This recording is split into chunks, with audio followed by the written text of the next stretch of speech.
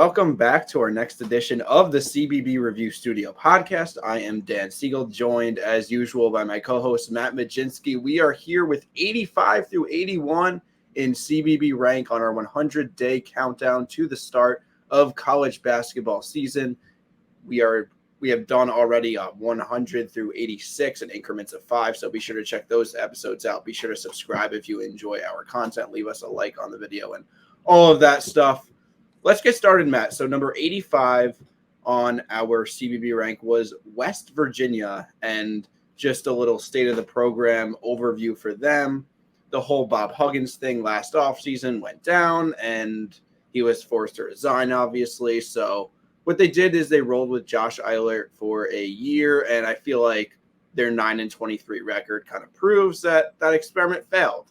And they're losing big scorers in Raekwon Battle, Jesse Edwards. I think that's not ideal, but you have to ask, coming from a 9-23 team, doing a little bit of roster overhaul, is it really the end of the world? I don't really think it is. And like any new coach these days, they have basically a rotation full of transfers for Darian DeVries, their new head coach. Yeah, it looks like a West Virginia team that, in all honesty, you lose a lot of talent, but the talent wasn't winning games last season, and you bring in talent that did win games last season. I mean, Darian DeVries is a great head coach. Obviously, Tucker comes along on this West Virginia team, which, by the way, I don't want to set anything in stone, but let's just say we might have something in the works with him in the coming days. So stay tuned here on the CBB Review Podcast Network. But regardless, I mean, he's a guy who is a scorer, a rebounder, a playmaker. He does it all. So I think whenever you can get a guy like that and play really form your team around a guy like Tucker DeVries, things are going to work out. And not only that, but he has a point guard in Javon Small, who's used to Big 12 basketball. So I think that 1-2 punch that West Virginia has, if all the other stuff can fall in line, it's actually a pretty good team. I think we're going to see a lot of changes with this Mountaineers team. Yeah, DeVries, the player, 21.6 points per game last year. You could argue he was the best player in mid-major basketball. There's other guys you could say, but you could argue it was DeVries. And, a few players that put up numbers for bad schools, they won't move the needle, like Jaden Stone from Detroit Mercy, Toby Okani from UIC, Javon Small from Oklahoma State. There's upside in him. But, I think this roster could be put together and really improve from last year. I think it should be a respectable team, and it does have a ton of upside with DeVries. I think a pretty light non-conference schedule will help. And, that's West Virginia. I think there's not much more to say. Anything else to add before we move on? Yeah, I mean, here's what I'll say real quick is that when a lot of times when we look at these rosters, right, we're looking top to bottom. And a West Virginia, top to bottom, does not glare off the page, and I don't see a deep roster. I don't see a roster where I'm like, wow, even their 8th and their 9th guys could potentially be starters. But with Tucker DeVries on the court, West Virginia is going to go into every game, non-conference or Big 12. And other than maybe a handful of games, maybe against Kansas and teams like that, they're going to have the best player on the court. So West Virginia doesn't mean they're going to win 20, 25 games, but they're going to have a chance every game that they play. And I think that's all you can ask for as a Mountaineers fan. Yeah, they'll have definitely a few upsets here and there, and a very good Big 12. And I hope they take care of business in the non-con. All right, number 84, Colorado. This was pretty much the opposite story of West Virginia. They have a long-time established head coach in Tad Boyle, who just advanced in the NCAA tournament, won his first 4 game, then won a round of 64 game, and they had a great roster last year. But everything that made that roster great, KJ Simpson, Tristan Da Silva, Eddie Lampkin, Cody Williams, all of those guys are gone. So it looks significantly less exciting. Do we give Colorado the benefit of the doubt? Because Ariel wrote this. They have had just one losing season since Tad Boyle took over the helm back in 2013. I think you do give Colorado the benefit of the doubt because Tad Boyle has shown that he's going to make sure that Colorado is winning basketball games. But this might be his toughest task yet because it's not losing McKinley Wright like they did the other year. It's not just losing KJ Simpson. They're losing Tristan Da Silva, Javon Hadley, Eddie Lampkin, multiple guys, 5 players on last year's Colorado team that averaged double digits in scoring. Of course, that's a lot of rebounding. That's a lot of passing. It's a complete overhaul. And they didn't bring in the guy like Tucker DeVries, right? Colorado didn't really have a great transfer portal. I mean, they returned Julian Hammond III. They returned Javon Ruffin. Andres Jakimovsky is probably their best incoming player from Washington State, certainly a good three-point shooter. But I don't really see who the number one guy on this team is. They have some guys in their rotation. And again, look on our website and you can see this. I mean, potential center starting didn't even average 2 full points per game last season. I mean, there's going to be a lot of question marks on this Buffaloes team, but I don't want to doubt a coach that's done it over and over again.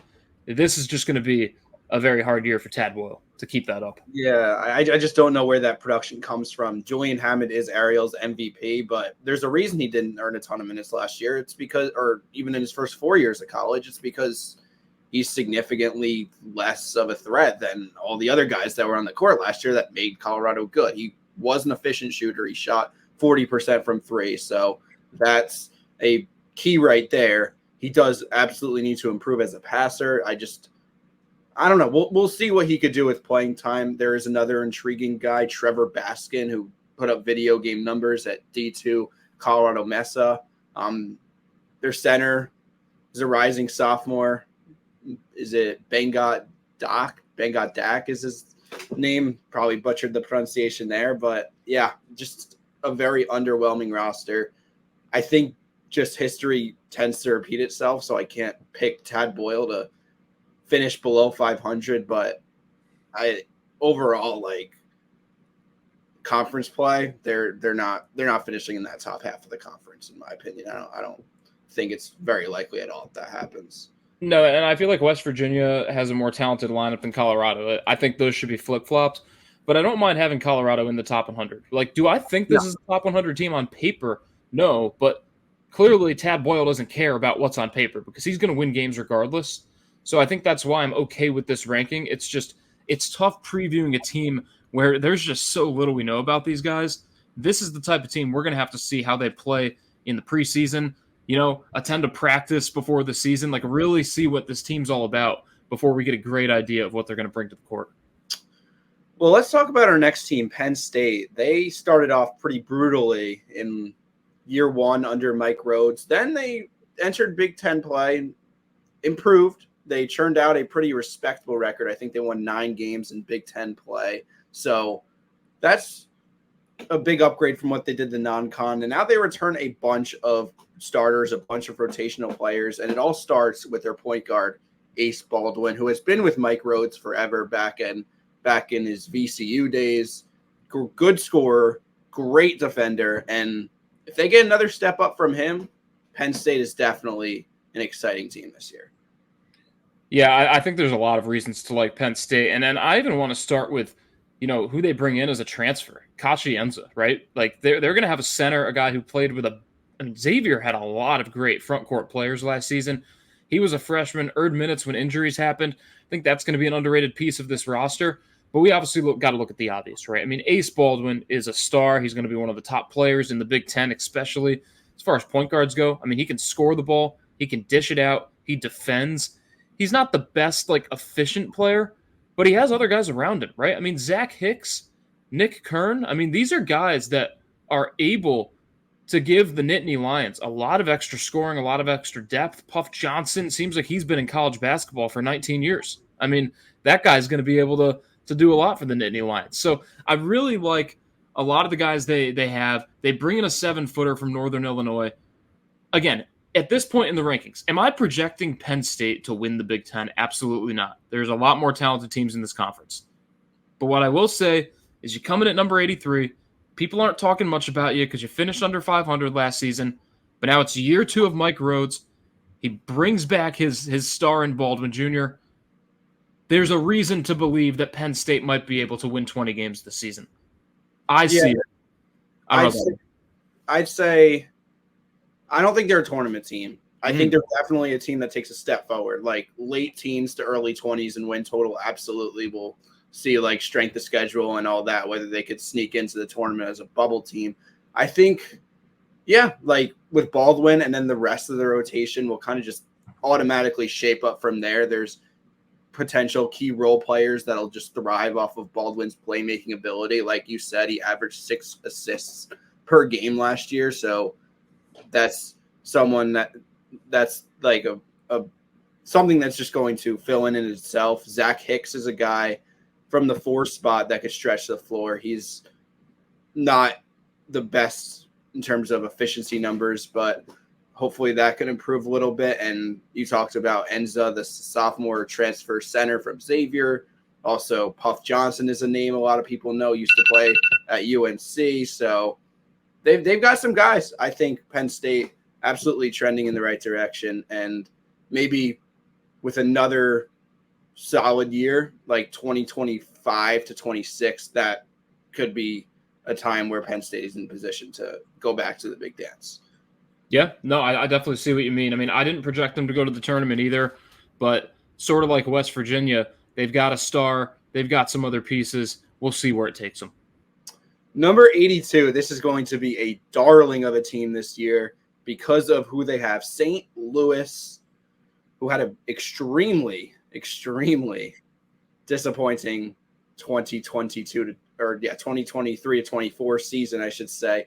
They had really high expectations going in, and then they finished 13-20, as we'll put up St. Louis right here. There we go. This is a team now that brings in head coach Josh Schertz. They bring in Robbie Avila from Indiana State as well. They bring in the star point guard from Indiana State, Isaiah Swope. 3 pieces that made everybody fall in love with Indiana State last year, who unfortunately just fell short of a at-large bid last season, but now they're going to basically run it back at St. Louis. And I think 82 is undervaluing how good this team could be, albeit I understand they won only 13 games last year. Yeah, St. Louis could end up being a top 40 team if everything clicks, right? I don't think that's far-fetched to say. And I'm going that with the ceiling, right? I think they'll be somewhere in between there. But this seems like it's going to be a team that's going to be playing in March, regardless of if they win the very tough Atlantic 10 or not. Because Robbie Avila, like we mentioned with Tucker DeVries, both of them could have been the best player in mid-major college basketball last season coming out of the Missouri Valley. You look at what Avila did with Indiana State, and now he gets to play with Gibson Jimerson, who, like what's his name that I mentioned, Puff Johnson, a guy who's been playing college basketball since longer than LeBron James has been in the NBA. Gibson Jimerson has been in a St. Louis Billikens uniform for ages, it seems like. Hey, talking about a guy that LeBron played with, right? Larry Hughes Jr. on this team. A lot to like, a lot of names to like on this St. Louis basketball roster. And again, changing of the guard, right? I think there's another underrated player I want to talk to, and then I'll turn it back to you, and that's Kobe Johnson from West Virginia, right? Transfer, averaged 6 points, 2.2 assists, 2 rebounds a game. Like, he can do a little bit of everything. Really good piece to have off the bench, especially in the A10. Yeah, St. Louis, we've had a few A10 teams already, and St. Louis is a reason why this conference is going to be so strong. Yeah, like I already talked about Avila and Swope, but like Jimerson is basically like that lone bright spot of why St. Louis wasn't absolutely terrible last year. And he averaged more than 16 points per game. Like, now he's just a side piece to like Avila. Like, that this is going to be an incredibly talented roster. I'm always hesitant to be in on a first-year head coach, but like in this scenario, I think St. Louis could absolutely be the exception rather than the rule of first-year head coaches, especially with roster instability throughout the sport anyway. And we have them third in our Atlantic 10. I could absolutely see them going like 16-2 in this conference. That's definitely something that could happen if everything clicks. And they have a great offensive-minded coach in Schertz who just runs tremendous stuff that will be extremely fun to watch as an A10 fan. The defense, though, has to improve. I will have to point that out because St. Louis last year, they were not a bad offensive team. In Torvik, they were ranked 76th in offensive efficiency. Defensively, though, 330th. So that absolutely needs to improve. Sure, it's obviously more of an offensive mind, but I think he'll bring competence on the defensive end. And I'm very excited about St. Louis. So personally, they're better than 82, but that's where our consensus kind of came to for the site. Yeah, 100%. I mean, I'm good on St. Louis if you want to move to our final team. Yeah, welcome to the ACC. We got SMU, Southern Methodist, who fired Rob Lanier. That was like a weird situation because Lanier didn't do anything wrong, did nothing to deserve getting fired. And what was he there, 1 year or 2 years? So that was a weird situation, but I think they ultimately ended up in good hands with Andy Enfield. I look at this team and I think SMU in the ACC absolutely will be competitive. And that's a solid start for now. I mean, they got Boopy Miller, great name and a great point guard. He was awesome for Wake Forest last year. Chuck Harris and his 13.4 points per game returns. Matt Cross from UMass, someone I watched a lot last year. He is someone that any coach would love to have on their team. I think Waldo actually had him as his team MVP, which I really appreciate just with his toughness and scoring ability and everything he does. Matt, before I throw it over to you, this is one thing I noticed when I was looking through Waldo's preview for SMU is that everybody had efficient numbers. Chuck Harris, 41% three-point shooter. Keon Ambrose Hilton wasn't one of the primary scorers last year, but he shot 64.1% from the field, largely on the inside. Yohan Traore, a transfer from UC Santa Barbara, who could be exciting. 58.3% field goal percentage on 14.5 points per game. So high volume, high efficiency. Matt Cross was first in the A10 in effective field goal percentage. This is a Andy Enfield roster that, again, first-year head coach. Will they make the tournament? Not sure, but they will absolutely be competitive in the ACC and prove that they belong. There's a really cool stat that I like about SMU, right? 11 players on their roster. Let's not count Samet Yigitoglu, who I know I'm going to butcher that name, but a 7-1 guy who, by the way, 63rd ranked guy in 247 Sports Composite. So certainly worthy of playing power conference basketball, right? The other 10 players in this rotation check one of two boxes off. And that's either they've already played in a power conference or they averaged at least 10 points per game last season. That's how deep this Mustangs team is, right? And for a team going into a power conference for the first time, because we know that the American is not the same as the ACC, it's still good competition, don't get me wrong, but SMU is going to have a lot tougher of a schedule. They're going to have the guys to be able to get it done. I am worried about one thing, and that's the non-conference slate for this team, right? Road game at Butler, home game against Mississippi State. Definitely good team in Mississippi State. I'm not sure what Butler is going to be like. We had them earlier in our CB rank countdown. And then they play either Washington State or Fresno State, not great, and then LSU, also not fantastic. I'm just hoping that SMU is ready for the ACC slate, right? Do they have enough to prepare them? They have the guys that have done it before, so I know these players will be ready, but do they have enough team chemistry to get to that point once they do go play ACC basketball? Because it's going to be a lot different when you're playing games against Duke, North Carolina, Virginia, and the likes of all these other schools. I think SMU has what it takes to finish top half in the ACC. That's my one concern. Okay, so what if I had to make you make a prediction? We, as a site, as a consensus, came to 12th in the ACC. There's now 18 teams in the ACC, believe that. So do you think they finish over or under if you had to choose? We're going to put them at the 12th spot. I think they will finish better than 12th, yes. Okay. I would agree with that. I would say 10 to 11. I think, like I said, competitive, not a tournament team. I think the ACC gets maybe 7-6 bids this year, but absolutely, they'll belong. And that when you're bringing in someone from a quote-unquote mid-major / group of five or non-power conference, I should say mid-major, but non-power conference to a power conference, I feel like a lot of the fans of the long-time teams in that conference will need to it needs to be proven to them that they belong. And I think SMU will beat enough teams for that to be the case. So, yeah. I think it's worth saying that. I think that this team has guys that are going to want to win ACC games too, right? Kevin Miller, already playing in the ACC, kind of going over in conference. Chuck Harris, kind of his last go-around, you know, what he's done throughout his career. There's a lot of guys here who this season's going to mean a lot to them. If I'm picking an underrated team in the ACC, I might go with SMU. They could surprise people finish top 7 in this conference. Mm. But, they need to be ready for it.